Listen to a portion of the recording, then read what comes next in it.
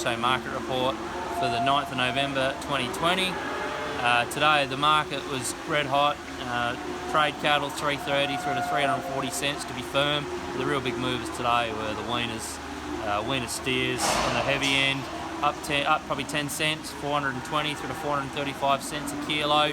The light end got really moving today, 450 through to 466 cents, so reaching some highs that haven't been reached yet. Over here, heifers, the heavier heifers to go on feed, it's up to that 390 cents a kilo. Light heifers 420 through to 438 cents on live export and on Eastern States competition. Bulls for live export firm through to that 370 cents a kilo.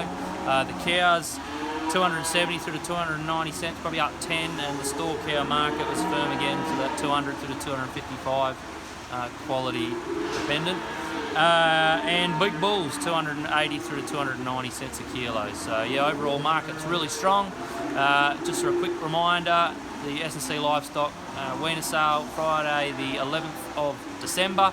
We're taking nominations now. It's also the Chevrolet Show and Sale feature, so be sure to get your nominations in. Got some numbers through already. Will be a really good sale, and with the current market being so strong, great idea to get your cattle in the auction market and get involved.